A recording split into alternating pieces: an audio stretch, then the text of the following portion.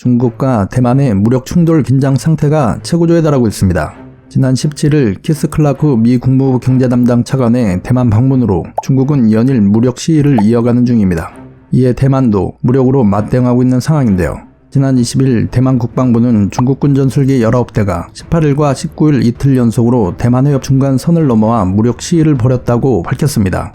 이에 대해 대만군도 전투기를 긴급 출격시켜 대응한 것으로 전해졌습니다. 이처럼 현재 중국군은 대만에 대한 압박 강도를 최고조로 높인 상태입니다.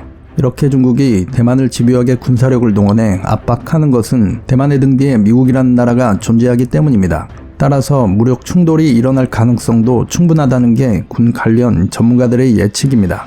그럼 왜 이토록 중국과 대만은 서로 앙숙이 되어 전쟁까지 불사하겠다며 싸우는 걸까요? 과거 1949년 중국 대륙의 중화인민공화국 정부가 설립된 이후 대만은 계속해서 노심초사해 왔습니다.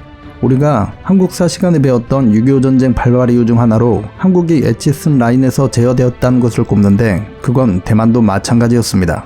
여기서 에치슨 라인이란 1950년 1월 12일 미국의 국무장관이었던 딘 에치슨이 선언한 미국의 극동 방위선입니다. 에치슨은 워싱턴 내셔널 프레스 클럽에서 열린 전 미국 신문 기자협회에 참석하여 아시아의 위기라는 제목으로 연설하면서 소련과 중국의 영토적 야욕을 저지하기 위한 미국의 극동 방어선을 재확인하는 발언을 했는데요. 여기서 그는 태평양에서 미국의 극동 방어선을 알류산 열도, 일본, 오키나와 필리핀을 연결하는 이른바 에치슨 라인으로 결정한다고 발표한 것을 의미합니다. 이처럼 대만은 자기 덩치보다 몇백 배나 큰 상대와 대치 중인 상황이었습니다. 아마 장제스와 국민당 인사들에게는 대만 섬은 최후의 보루였을 것입니다. 하지만 갑작스러운 사건이 발생하는데 그것은 바로 6.25 전쟁이었습니다. 6.25 전쟁은 한국뿐만 아니라 동아시아 전체에 엄청난 충격을 주며 국공내전에서 국민당이 패한 것과 갑작스런 전쟁 발발로 인해 미국은 대동아시아 전략에 대한 엄청난 변화를 맞이하게 됩니다. 기존대로라면 미국의 아시아 전략의 중심에는 친미적인 중국 국민당 정부가 있어야 했습니다. 그리고 일본은 스위스 같은 농업 국가로 만들어야 했었으며 하지만 이 계획은 이미 국민당 정부가 공산당에 패하고 북한이 남한을 침공하면서 완전히 물거품되어 버리고 말았습니다. 그리고 국민당의 잔존 세력들은 인근 타이안 섬으로 망명하며 대립을 이어나가고 있는 것입니다. 이것이 바로 현재 중국과 대만의 대립의 시발점입니다. 최근 중국은 대만을 둘러싸듯 포위하면서 대만군의 대비 태세를 정찰하고 있습니다. 대만 남쪽과 북쪽 바다에 동시에 군사훈련을 실시하기도 하였습니다. 지난 28일 오전 7시부터 1시간 동안 중국 군용기들이 대만 서남부에서 서북부 영공까지 동시에 접근했습니다. 물론 대만도 가만히 있지는 않았습니다. 대만 공군 전투기들이 대응에 나서 22차례나 무전으로 경고하기도 했습니다. 중국의 전투기들은 대만 영공 인근까지 날아왔던 것으로 파악되었으며 앞서 지난 10일에도 중국의 도발은 수위가 넘은 상황이었습니다. 대만 국방부는 공식적으로 이렇게 발표했습니다. 중국군이 대만 서남부 공영에서 군사적 도발을 감행했다. 거의 10일간 중국 군용기 30여 대가 서남 공영에서 군함 7척은 서남 해역에서 훈련을 실시했다. 라고 밝혔습니다. 중국이 투입한 기종은 최신의 전투기인 수호이 30과 젠 11 등인 것으로 파악되었습니다. 지난 10일 상황은 더욱 일촉즉발 상태였던 것으로 전해집니다. 중국 전투기가 중국과 대만의 실질적인 경계인 대만 해협 중간선을 침범한 것입니다. 대만은 중국의 도발에 맞서 군사력을 전진 배치하고 있으며 대만군은 대만 공역을 침범하는 중국 전투기를 격투하는 데 걸리는 시간을 단축하기 위해 F-16 전투기를 중국과 가까운 펑우섬에 배치하는 계획까지 세웠습니다. 또한 대만이 실질적 지배 중인 남중국해 둥사군도에는 무인기까지 배치되었습니다. 중국의 해군 함정을 감시하려는 의도로 해석되고 있습니다. 또한 대만은 미국으로부터 대만 해협의 판도를 뒤바꿀 만한 무기 구입을 위해 관련 예산을 편성했다는 소문이 사실로 드러났습니다. 대만은 내년 국방 예산을 사상 최대 규모인 하나로 약 14조 8천억 원 규모로 책정했으며 미국산 무기 구매 예산을 역대 최대 규모로 늘렸습니다.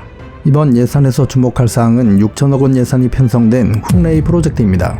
미국에서 11문의 다연장 로켓이 들어오는 사업인데 도입 대상으로 에밀사이 히말스가 거론되고 있습니다.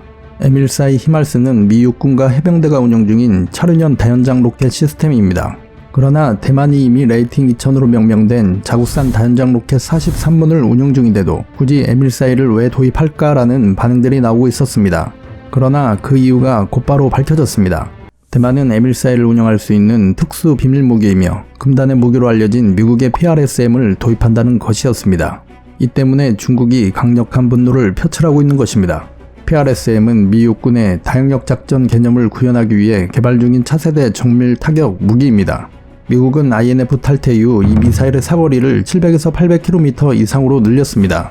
이는 대만 전 지역에서 대만 해역에 있는 중국 함정과 중국 본토까지 타격 가능한 범위입니다.